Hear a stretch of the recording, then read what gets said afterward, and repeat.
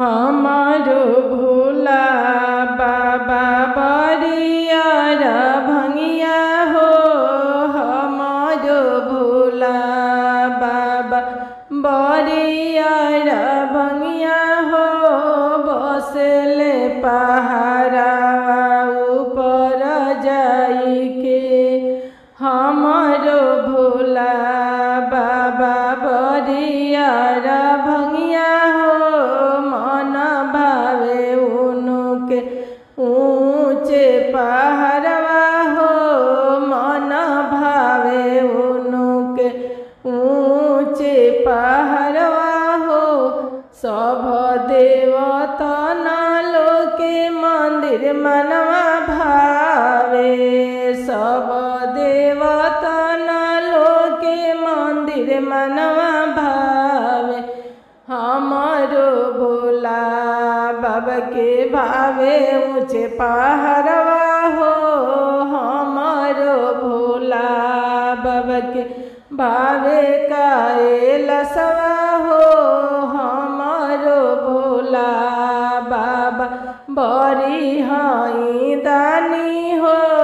हमारो भोला बाबा बड़ी हई दानी हो। सब देवता लोके लड्डुआ मिठैया मन भावे हो। सब देवता लोके लड्डुआ मिठैया मन भावे हो। हमारो भोला बाबा के भंगिया मनवा भावे हो। हमारो भोला बाबा के भंगिया मनवा भावे हो। हमारो भोला बाबा बड़ी हई दयालु हो। हमारो भोला बाबा बड़ी हई दयालु हो। सब देवता लोक पीताम्बर भावे।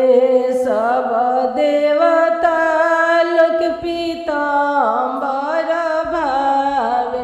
हमारो भोला बाबा के मिर्गा के छलवा हो। हमारो भोला बाबा के मिर्गा के छलवा मनवा भावे हो। हमारो भोला बाबा बड़ी हई दानी हो। हमारो भोले बाबा बड़ी हई दानी हो। सब देवता लोके रथ मन भावे। सब देवता लोके रथ मन भावे। हमारा भोला बाबा के बादशाह बैलवा मन भावे हो। हमारा भोला बाबा के बादशाह बैलवा मन भावे हो। हमारो भोले बाबा बड़ी हई दानी हो। हमारो भोले बाबा बरियार भंगी हो। हमारो भोले बाबा सब देवतन लोके मंदिर मन भावे। सब देवतन लोके मंदिर मन भावे। हमारो भोला बाबा के टूटही मरैया मन भावे हो। हमारो भोला बाबा के टूटही मरैया मन भावे हो। हमारो भोला बाबा हईयार भंगी हो। हमारो भोला बाबा बड़ी हई दानी हो। सब देवतन लोके फूल के माला भावे। सब देवतन लोके फूल के माला भावे।